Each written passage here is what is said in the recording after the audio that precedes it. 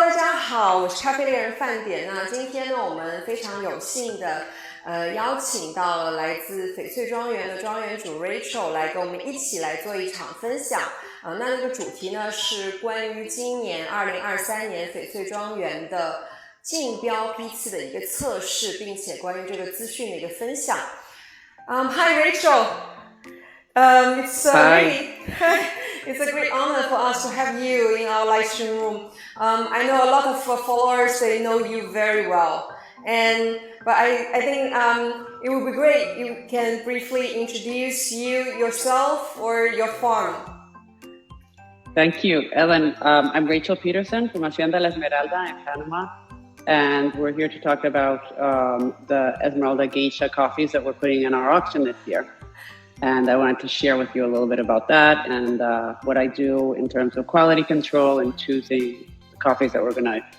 We can discuss and talk a little bit more during the cupping, and the followers, the people that are watching, will also, raise some questions. But should we start with the fragrance and aroma first?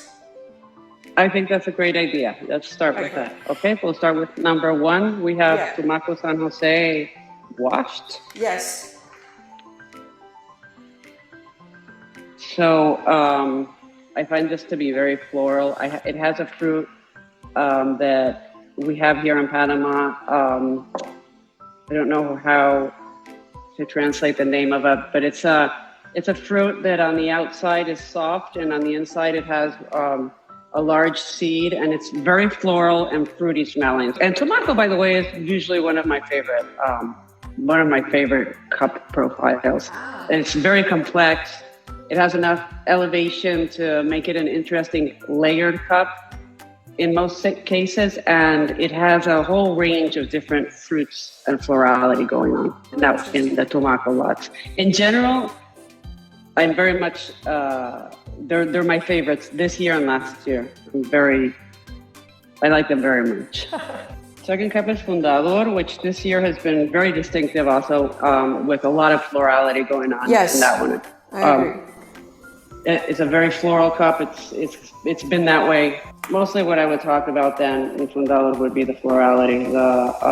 It has obviously fruitiness as well, same general stone fruit. Yeah, I also found very floral. I mean, it's a natural, but it has beautiful floral. And then I found some like red fruit notes, like not fermented berry, but very fresh berry, like raspberry, like the fresh ones. Very interesting. Right.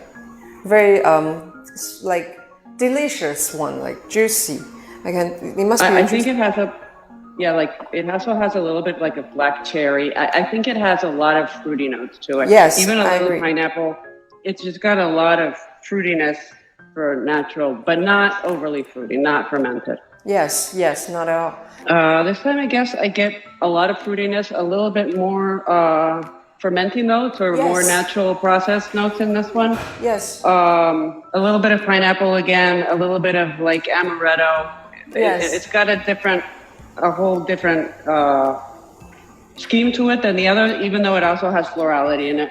Yeah, this one is definitely more like natural direction. I also found pineapple in like pineapple, mango, like more tropical fruit notes. Yes, I agree with that. Floral, but also peachy, berries, fruity again, I would say on this one.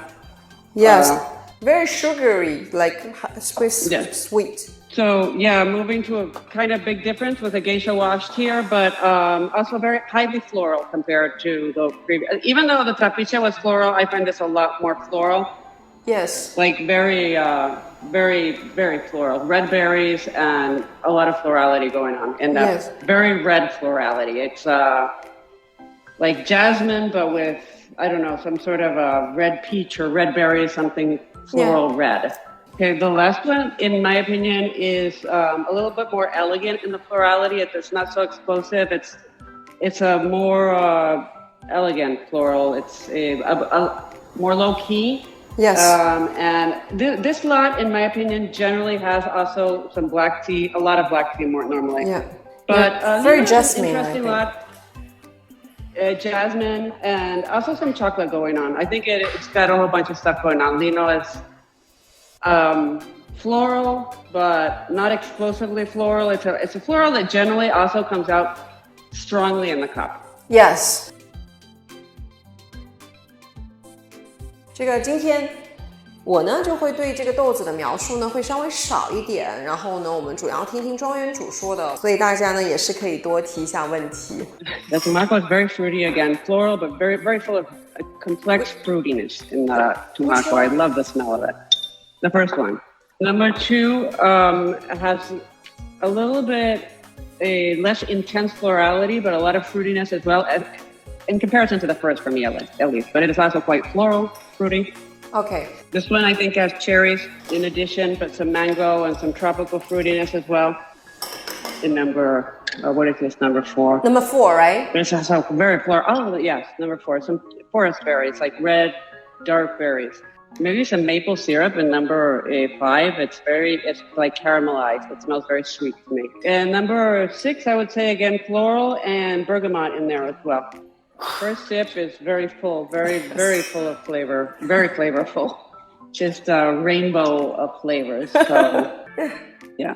But off the top of my head, things like mandarin orange or a lot of citrus in there, very orange flavored. Yes. So a lot, very bright oranges, peaches, delicious for me. Number 1. Yeah, I think it's a very good profile for Chinese market, like with the lychee profile. That's very, very interesting, very good. It's one of my favorites this year, I think, that number 1. This one is very, very sweet in comparison. The other one was very bright and had a bright acidity. Yes. This one, I find it very sweet. Maybe blackberries in there. Yeah, berry notes, definitely. Very juicy. Some peach. Again, some citrus. Yes, very juicy, very fruity, juicy, fruit punch sort of flavors to it. But at the same time, still holding on to jasmine in there. Yeah. Again, I find lots of berries in this one. Also some vanilla, I think, going on, and juicy again. Just like I find the acidity on this one is juicy and sweet. Yeah, a little bit more like number 1 than like number 2. Yeah, and then also like floral, like florality is very good. Still there. A condition for being a Miaochen is the floral. It has to have florality. Yeah. I sometimes pass over that just because I think it's assumed that it's going to have the florality, but yeah, floral.